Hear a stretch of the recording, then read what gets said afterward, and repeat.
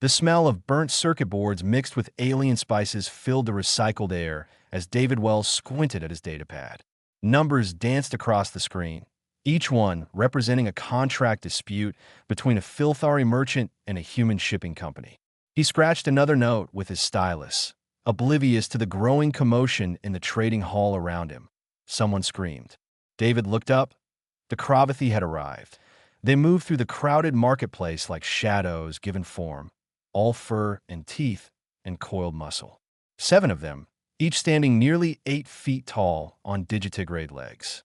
Their faces bore an unsettling resemblance to Earth wolves, but their eyes held an intelligence that no Earth predator possessed. The crowd parted without being asked. To the center of the pack walked their leader. His fur was darker than the others, marked with silver scars across his snout and shoulders. Each scar told a story of dominance, earned and maintained. He wore no clothing except a harness festooned with trophies from a dozen worlds. His amber eyes swept across the market with casual contempt. David set down his datapad. This would delay his audit. The Kravathy Alpha approached the central administrative desk where Station Director Hammond stood frozen. The alien leaned down, bringing his snout close to Hammond's face. When he spoke, his voice carried across the sudden silence with a resonance that made David's bones vibrate. I am Rusk, Pack Alpha of the Kravathy Frost Clan. This territory is now ours. You will submit or be removed. Hammond cleared his throat twice before words came out. This is a neutral trading station under the Galactic Commerce Treaty. We don't recognize territorial claims based on "you smell of fear." Rusk's lips pulled back, revealing teeth designed to tear through bone. Your species talks much. Words are what prey use when they cannot fight. We're not looking for a fight, Hammond said, though his voice cracked halfway through. Perhaps we can reach a diplomatic arrangement. Rusk's laugh was a harsh bark that made his pack echo the sound in unison. Arrangement. More words. The Kravathy do not arrange. We challenge. We dominate. We claim. He straightened to his full height, addressing the entire market now. Your strongest will face me. If he prevails, we negotiate. If not, you submit to pack law. The crowd murmured. Humans, Filthari, Brontali, and a dozen other species exchanged worried glances. Everyone knew the Kravathy reputation. They were not traders or diplomats. They were hunters who had clawed their way to space travel through sheer ferocity. Hammond's face went pale. We don't have a military presence here. This is a civilian station. Our strongest would be, perhaps the dock workers? Maybe someone in security? Choose. Rusk's tail swished behind him in clear anticipation. Or I will consider your weakness a forfeit. David stood up. His chair scraped against the floor with a sound that seemed impossibly loud. Every eye turned to him, he was not impressive to look at. Average height for a human, which made him small compared to most species present. Thin build, slightly hunched shoulders from too many hours at a desk. He wore a gray suit that had seen better days, and his brown hair was already receding, though he was only 37. I'll do it, David said. The silence stretched for 3 full heartbeats. Then the laughter started, not just from the Kravathy pack, but from the crowd. Even Hammond looked confused and pitiful, as if David had just volunteered for a public execution. Rusk's laughter boomed the loudest. He approached David with deliberate slowness, each step a calculated show of predatory grace. He circled the human once, then twice, examining him from every angle. You. Rusk leaned down until his breath heated David's face. It smelled like raw meat and something sharper. You are not a warrior. You are not even a worker. What are you? An accountant, David replied calmly. This triggered fresh waves of laughter. One of Rusk's pack members actually fell to all fours, overcome with amusement. An accountant. Rusk's eyes gleamed with cruel delight. The humans send their counter of things to face a pack alpha. This will be entertainment before the real challenge. David adjusted his glasses. Do you accept or not? The question cut through Rusk's amusement. His ears flattened against his skull, a sign that the pack members around him instinctively stepped back from. You dare speak to me with challenge in your voice. Rusk's claws extended. You do not understand what you have done, little counter. The Kravathy challenge consists of 3 trials over 3 days. Trial of strength, trial of dominance, trial of will. Most warriors die during the first. What makes you think you will survive any of them? David pulled out his datapad and started typing. I'll need the full rules and specifications in writing. I assume you have documentation of challenge protocols? Rusk stared at him. You want documentation? I'm an accountant, David repeated. I don't proceed without proper documentation. Something shifted in Rusk's expression. The cruel amusement faded slightly, replaced by genuine confusion. In his long life, he had faced many challenges. Warriors who attacked immediately, diplomats who begged, leaders who tried to sacrifice subordinates. But never had someone responded to a death challenge by requesting paperwork. You will have your documentation, Rusk said slowly. And in 3 days, you'll have your death. The trials begin tomorrow at dawn. Bring whatever papers comfort you, little accountant. They will burn with your body. The Kravathy pack turned and left as dramatically as they had arrived. The crowd remained silent until they disappeared down the corridor. Then everyone started talking at once. Hammond grabbed David's arm. What were you thinking? They'll kill you. David returned to his desk and picked up his stylus. Maybe, he said, but I've dealt with worse than pack alphas. Worse than? What could possibly be worse? David smiled thinly. Corporate restructuring during tax season. He went back to his audit as if nothing had happened. David's quarters smelled like instant noodles and printer toner. He sat cross-legged on his bed with 3 data pads arranged in a semicircle around him, each displaying different information about Kravathy culture.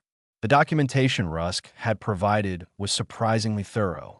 Perhaps the alien had enough honor to ensure his victims understood exactly how they would die. A knock interrupted his reading. Hammond entered without waiting for permission, followed by Station Security Chief Rodriguez and Dr. Patel from the medical bay. We need to talk you out of this, Hammond said immediately. David highlighted a passage about Kravathy dominance hierarchies. I'm Busse. You're gonna die, Rodriguez said bluntly. She was a former Marine, built like a cargo loader, and even she looked worried. I fought hand-to-hand with Kravathy during the border conflicts. One of them broke my arm in 3 places before I could land a single hit. And I was armed. Interesting. David made another note. Did you win? I survived. That's not the same thing. Dr. Patel sat on the edge of the bed, uninvited. His dark eyes were gentle behind wire-rimmed glasses. David, I've reviewed Kravathy physiology. Their muscle density is 4 times human standard. Their bone structure can withstand impacts that would pulverize us. They're apex predators on a death world where the prey evolved armor plating. Noted. David continued reading. Hammond's frustration finally boiled over. Then why are you doing this? Why volunteer for suicide? David looked up. For a moment, something flickered behind his mild expression, something sharp enough to make all 3 visitors take an involuntary step back. Because someone had to, he said quietly, and because I'm the only one who can win. The statement was so absurd that no one knew how to respond. David returned to his reading. The trial of strength will be first. Rusk expects physical combat. He's wrong. Wrong how? Rodriguez asked despite herself. He's thinking like a predator. They all do. David pulled up a new file. I spent 15 years in corporate management before this posting. Do you know what I learned? Bullies, whether human or alien, follow predictable patterns. They define strength on their terms because those are the only terms where they win. Change the terms and they lose. You can't just change the terms of a Kravathy challenge, Hammond protested. Actually, I can. David tapped his datapad. Section 47, subsection 12 of their challenge doctrine. The challenge party may propose alternative tests of the named quality, provided both tests measure the same essential attribute. Rusk has to accept any reasonable alternative or lose honor in front of his pack. Patel leaned forward. You're going to rules lawyer a death challenge? I'm going to win a death challenge. There's a difference. Rodriguez crossed her arms. Fine. Let's say you survive the trial of strength. What about dominance? That's about commanding others, making them submit through force of will. How does an accountant Pack Alpha is a management position, David interrupted. Russ sees it as being the biggest, scariest wolf. But what he actually does all day is resource allocation, conflict resolution, and strategic planning. That's management. I've been managing people for longer than Rusk has been alive in human years. And the trial of will. Hammond asked weakly. David's smile was thin. That one's personal. The three visitors left shortly after, still unconvinced. David returned to his research with renewed focus. He pulled up personnel files for the Kravathy pack members. 7 total, including Rusk. 3 were Rusk's biological offspring. 2 were unrelated males who had challenged their way into the pack. 1 was a female who had mated with Rusk.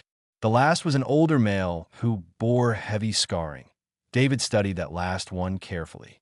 The scars told a story. This Kravathy had been an alpha once, then lost. Instead of dying, he had submitted to Rusk. His name was Grash. In the pack hierarchy, he ranked lowest despite being the most experienced. Patterns. David made notes. In any hierarchy, the spaces between ranks mattered more than the ranks themselves. Grash was a crack in Rusk's foundation. Not something David would exploit immediately, but information worth having. That he cross-referenced Kravathy evolution with Earth predators. Wolves, yes, but also African wild dogs and hyenas. Pack hunters who ran their prey to exhaustion.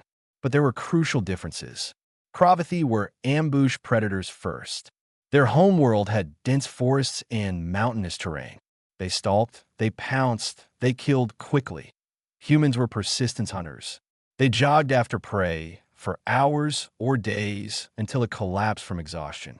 Humans were built for marathons, not sprints. David pulled up his own medical file. Cardiovascular endurance in the 87th percentile for his age. He ran 5 kilometers every other day, not for fitness, but because it helped him think. His heart rate at rest was 58 beats per minute. His VO2 max was respectable. Rusk was built to kill in seconds. David was built to keep going for hours, trial of strength. The wording was specific. Not trial of fighting or trial of combat. Just strength. And strength came in many forms. David stood and stretched. His back popped in 3 places. He had 12 hours until dawn. He needed sleep, but first he had one more thing to prepare. He pulled out a clean suit from his closet. Navy blue this time, with a crisp white shirt. He laid it out carefully on the chair. Then he cleaned his glasses until they were spotless. Finally, he set 3 alarm clocks, because trusting one was how people made mistakes. Before bed, he recorded a message to his sister back on Earth. Just in case. He kept it brief, focusing on the practical details of his accounts and where she could find his financial records. He didn't mention the challenge. She would worry, and there was nothing she could do about it anyway. David lay down in the dark and closed his eyes. His mind ran through calculations automatically. Probabilities, risk assessments, contingency plans. It was what he did, what he had always done. Tomorrow, he would face an alien warrior who had killed hundreds in single combat. Tomorrow, he would introduce Rusk to the most dangerous human invention, changing the rules. David slept soundly. Humidity hung thick in the arena like a living thing.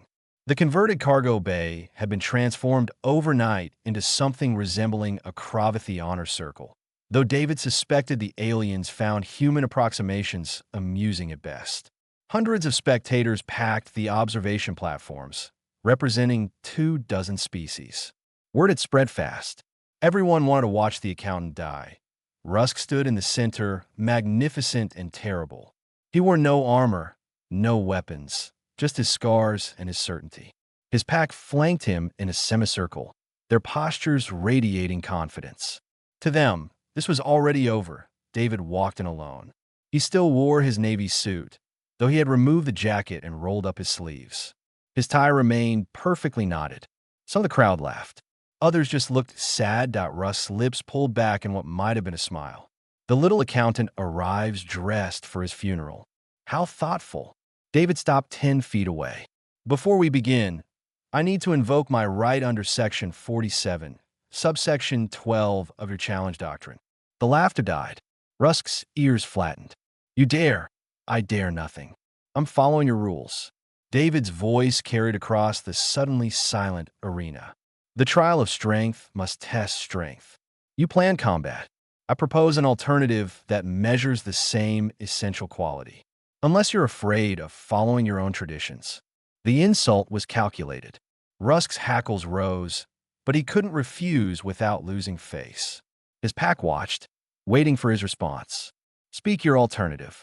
Endurance under increasing load. We both enter a gravity chamber. Every 5 minutes, gravity increases by 0.2 units. Last one standing wins. Rusk laughed, genuine this time. This is your clever plan? Kravathy train in high gravity from childhood. Our homeworld has 1.8 times Earth standard. You offer me victory on a platter. Then accept, David said simply. Something in his tone made Russ pause. The human showed no fear, no hesitation. It was the same unsettling calm from yesterday. Rusk had seen prey freeze before death, but this was different. This was choice. Accepted, Rusk growled. Prepare yourself for humiliation before death. The gravity chamber was a training room used by heavy world species. Both contestants would be visible through reinforced windows. Medical teams stood ready. Hammond had tried one last time to stop this, but David had simply walked past him. They entered the chamber together. Neutral gravity at first, comfortable and familiar. David stood in the center and closed his eyes. Rusk paced, flexing his muscles. Eager for the contest to begin, Rodriguez's voice crackled over the intercom. Gravity increase in 30 seconds. Say the word stop if you need to withdraw. Medical teams are standing by. Rusk settled into a wide stance, weight distributed across his powerful legs. He had done this thousands of times. His body was built for this. David sat down cross-legged, starting gravity increase. Now at 1.2 units. The weight pressed down gently. Rusk barely noticed. He watched David with confusion. Sitting was not how one endured. Sitting was weakness. 1.4 units. Rusk felt the weight now, but it was manageable. His muscles adapted automatically. Across from him, David sat perfectly still, eyes closed, breathing slow and measured. 1.6 units. This was getting heavy.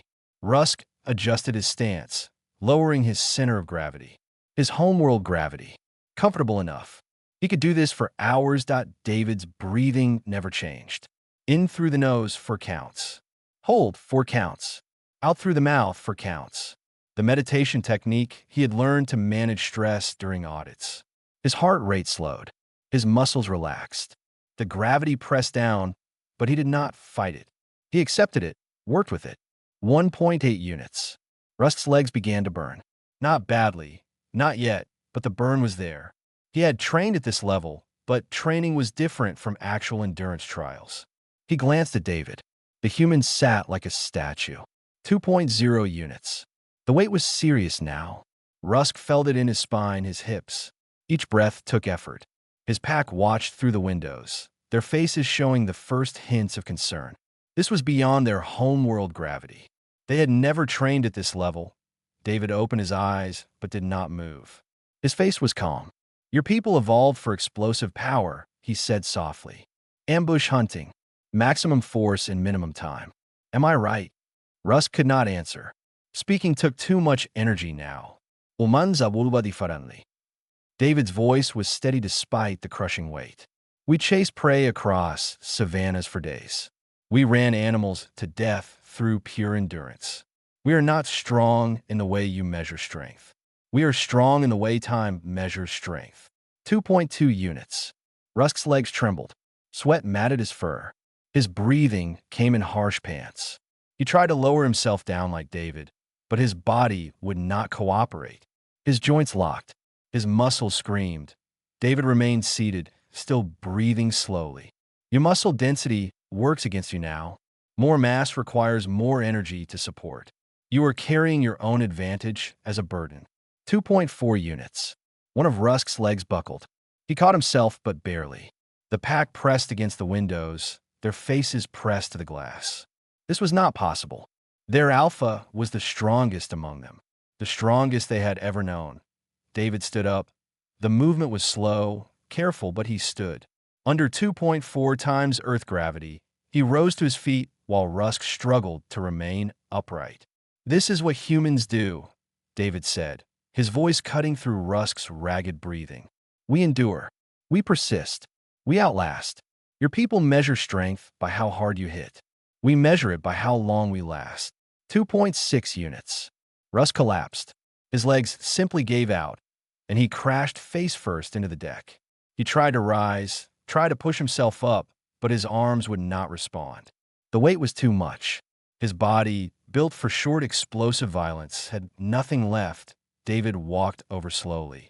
Each step was deliberate, controlled. He knelt beside Rusk, moving like he was in meditation, every motion conserved. "Stop," Rusk whispered. The word tasted like ash. The gravity released immediately. Medical teams rushed in. Rusk lay gasping on the floor as his pack surrounded him. Their touches gentle, but their eyes shocked. David stood and walked out under his own power. His legs were rubber. His vision swam. But he walked. Behind him, he heard the crowd's silence break into chaos that he had won the first trial. Rusk had not slept. David could see it in the slight tremor of his hands, the way his ears tracked every sound with heightened alertness. The Pack Alpha stood in the arena again, but something had changed. His pack members kept a different distance now. Not farther, but not closer either. Recalibrating. The crowd had tripled since yesterday. News traveled fast across the station and beyond. The Filthari had started taking bets. A human accountant had defeated a Kravathy Pack Alpha in single combat without throwing a punch. The galaxy wanted to see what happened next. David arrived exactly on time. He had slept 8 hours, eaten a proper breakfast, and reviewed his notes twice. His suit was fresh, his glasses clean. He looked like he was arriving for a budget meeting. Rusk's growl rumbled through the arena. The trial of dominance. This time, there will be no tricks with gravity.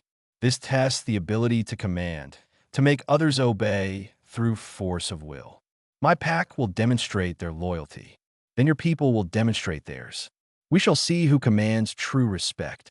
David adjusted his glasses. That's not dominance. That's obedience. They're different things. Explain. Rusk's tone made clear he expected no explanation that would save David. Obedience is following orders because you fear consequences. Dominance is others following you because you make the right decisions. David pulled out his datapad. I propose we test actual dominance. Resource management under crisis conditions. Simulated disaster scenario. We each lead a team through the same emergency. Whoever's team survives with better outcomes wins. Rusk's eyes narrowed. This is another attempt to avoid real challenge. This is actual challenge.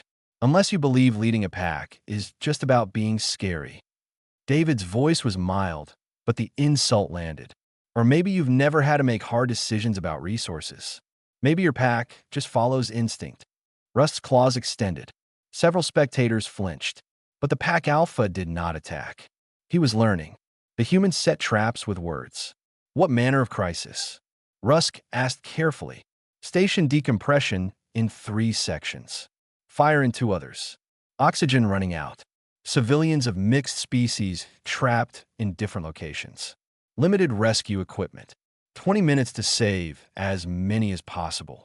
David looked up from his datapad. Both our teams will face identical scenarios in separate simulations. The computers will judge our results. Rusk considered this. It sounded survivable. It sounded like something he could win. He commanded warriors. He made life-and-death decisions. How hard could it be to manage some simulation? Accepted, Rusk said. Hammond arranged for the station's emergency training simulators. 2 identical setups in adjacent rooms. Each contestant would have a team of 6 volunteers from mixed species. The teams would be unaware they were competing until after. Rusk chose his pack.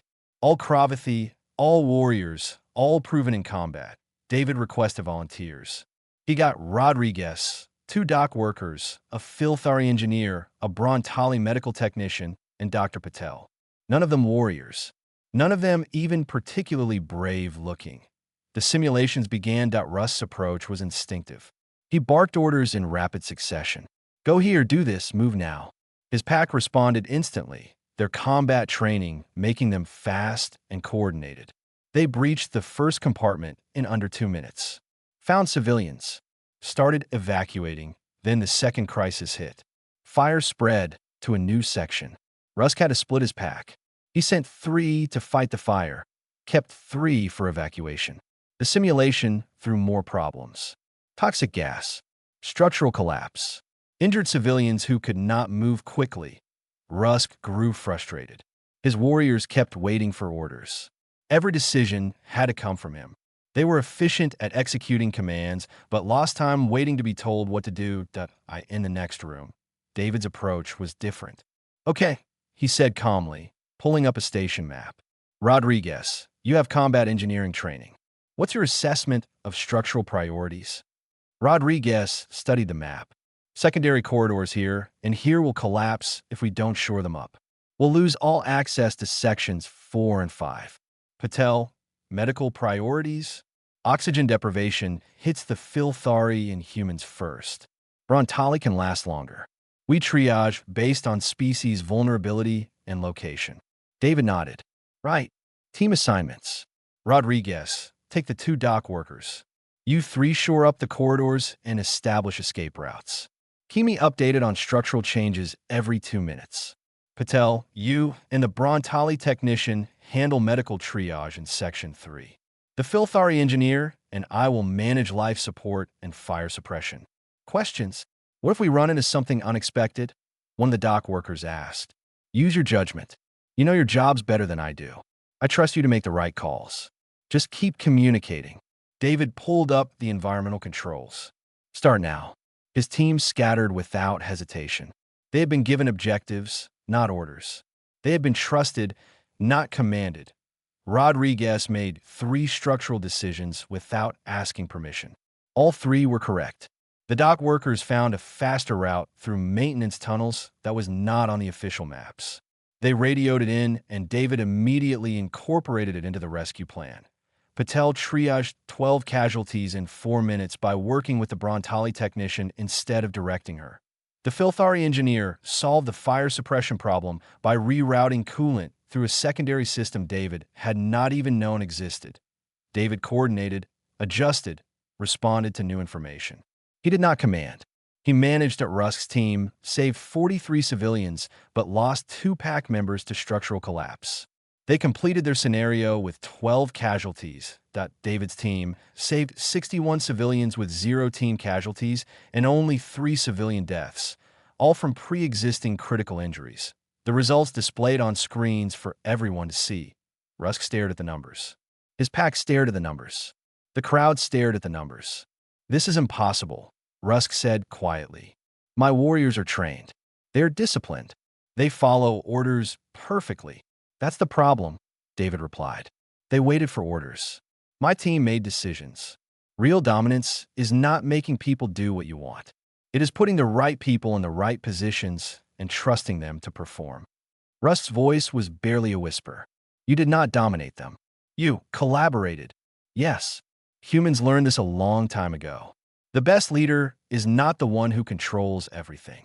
The best leader is the one who builds a team that does not need controlling." Rusk looked at his pack. They looked back at him. In their eyes, he saw the question forming. Had they been following an alpha, or had they simply been following orders? David turned to leave, then paused. "Tomorrow is the final trial. Trial of will. I suggest you rest. You'll need it." The pack alpha did not respond. He was too busy watching his pack, wondering when they had stopped seeing him as infallible. Rain hammered against the observation windows, artificial but convincing. Someone had decided the arena needed atmosphere for the final trial. David found it unnecessary, but said nothing. Drama serve a purpose when dealing with warrior cultures. Rusk looked worse than yesterday. His fur was unkempt, his movements stiff. The proud alpha from 3 days ago had been replaced by something hollower. His pack flanked him as required, but their body language had shifted. They watched him with evaluation rather than blind loyalty. Grash, the scarred elder, stood closest. His eyes tracked between Rusk and David with an expression that might have been curiosity or hope. The crowd was enormous now. Ships had arrived specifically to witness this. The trial of will was legendary among Kravathy challenges. Most alphas refused to include it because too many challengers went insane or died. Rusk had included it as insurance, a final crucible that no soft species could survive. Now he looked less certain. David walked to the center and waited. His suit was gray today, somber, appropriate for what was coming. Trial of will, Rusk announced, his voice lacking its usual thunder. Each contestant enters a neural simulation that manifests their deepest fears. You must face them and emerge intact. Many do not. He paused. I have seen warriors reduced to whimpering children. I have seen killers weep for mercy. This trial has no time limit. It ends when you surrender or when your mind breaks. Or when you overcome the fear, David added quietly. No one overcomes. They merely survive. Rusk gestured to two neural interface chairs. I will go first. Watch what real will looks like. The pack alpha settled into the chair. Technicians attached neural sensors to his temples. His eyes closed. Within seconds, he was inside his own mind. The external monitors showed nothing but biological data. Heart rate, brain activity, stress hormones. The crowd watched in silence as Rusk's vitals spiked immediately. His claws gouged the armrests. His breathing became ragged. David watched the clock. 3 minutes. 5. 8. Rusk's body convulsed. Foam appeared at the corners of his mouth. His pack pressed against the safety barriers, uncertain whether to intervene. At 12 minutes, he started screaming, a sound of pure primal terror that made several spectators leave at the T15 minutes. The technicians prepared sedatives. At 16 minutes, Rusk's eyes snapped open. He gasped like he had been drowning, chest heaving. His pack rushed to support him, but he pushed them away with shaking hands. He looked at David with something new in his eyes. Genuine fear. Your turn, Rusk whispered. David sat in the chair. The neural sensors felt cold against his skin.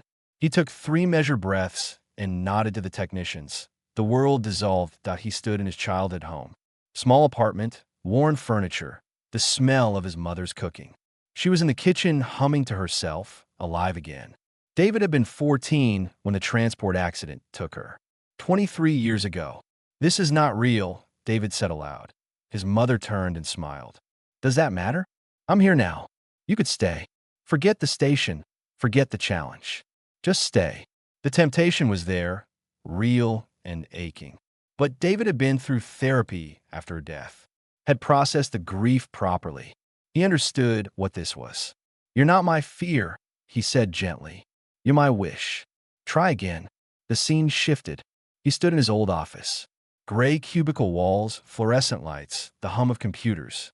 His former manager stood over him, red-faced and angry. You're worthless, Wells.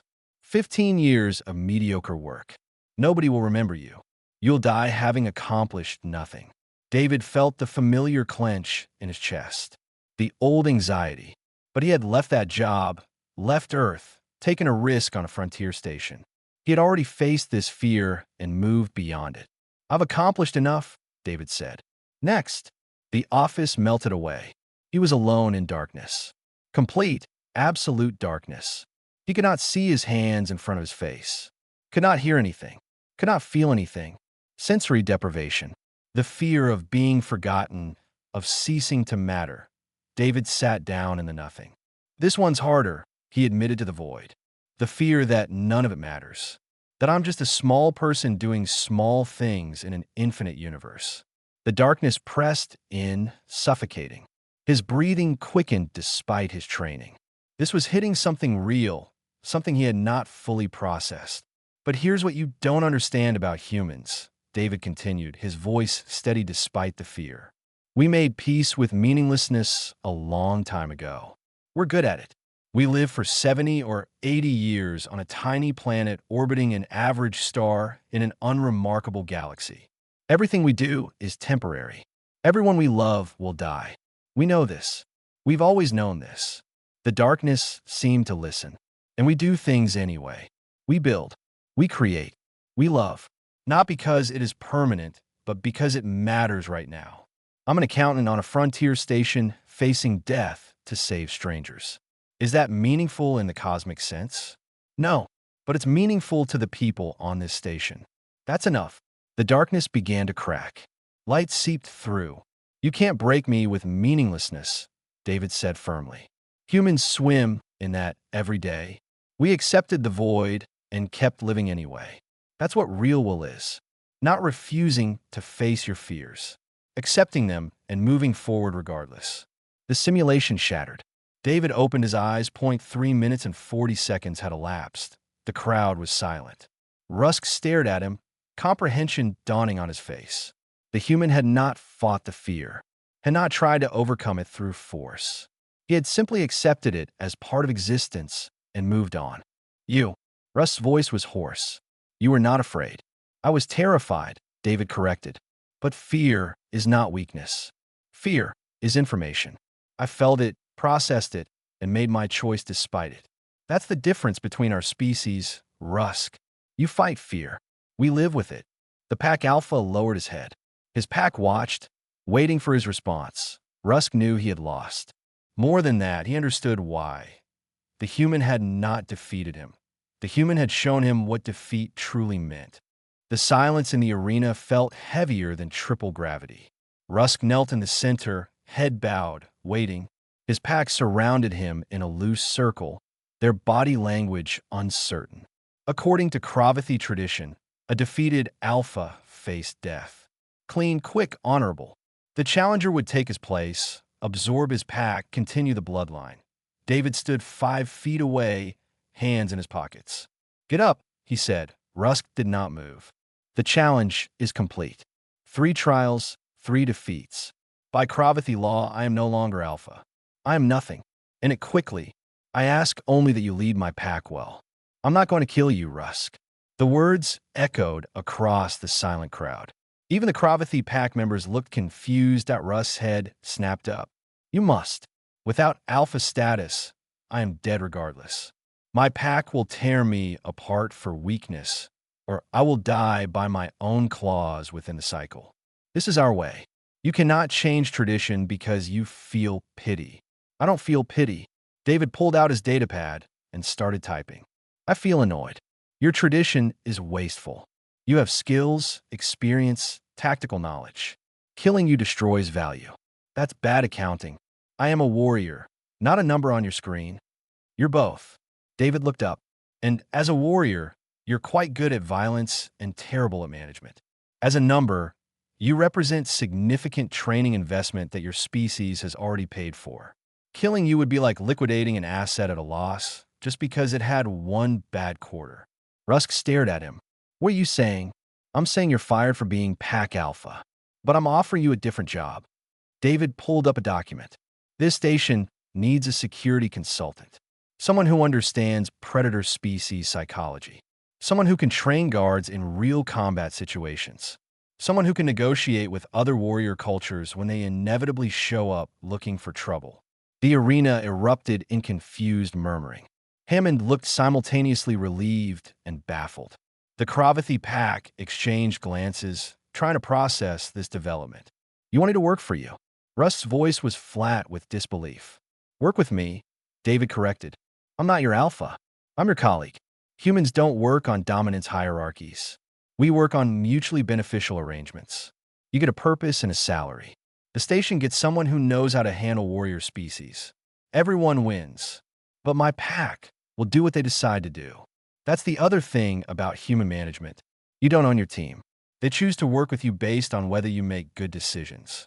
David turned to address the Kravathy directly. Any of you are welcome to stay on the station. We need dock workers, engineers, security personnel. Or you can leave and find another alpha. Your choice. Grash, the scarred elder, stepped forward. His voice was rough but clear. I have followed 3 alphas in my lifetime. Each claimed to be strongest. Each fell eventually. Maybe it is time to try something different. He looked at Rusk. What do you say, old friend? Shall we learn this human way? Rusk was silent for a long moment. David watched him process, saw the moment the old certainties crumbled and something new took their place. Humans are insane, Rusk said finally. You defeated me and offer me employment. You show mercy and call it accounting. You face death with meditation and spreadsheets. He stood slowly, his movements still stiff. But you won. 3 times you won, not through strength or dominance or will, but through something I have no words for. Perhaps insanity is wisdom I do not yet understand. We call it pragmatism, David said. Welcome to the team. Report to Hammond tomorrow for onboarding. There will be paperwork. Rusk made a sound between a laugh and a growl. Of course there will be. The crowd began to disperse, buzzing with conversation. The story would spread across the galaxy. A human accountant had defeated a Kravathy pack alpha without spilling blood. Other species would draw their own conclusions, make their own plans. Rodriguez approached David as he was leaving. That was insane. That's the second time I've heard that today. What if he had refused? What if his pack had attacked anyway? Then I would have lost and probably died. David shrugged. But risk management is about calculating probabilities. Rusk is smart under the bluster. His pack respects results over ritual. The odds were in my favor. You gambled on that. I gamble every day. Every budget is a gamble. Every hire is a gamble. This was just higher stakes. David started walking toward his office. I need to finish that filthary audit. It's 3 days overdue. Rodriguez watched him go, shaking her head. Behind her, the Kravathy pack was engaged in heated discussion. Grash seemed to be winning the argument, his gestures emphatic.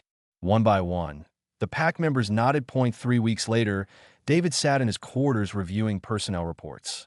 Rusk had proven to be an excellent security consultant.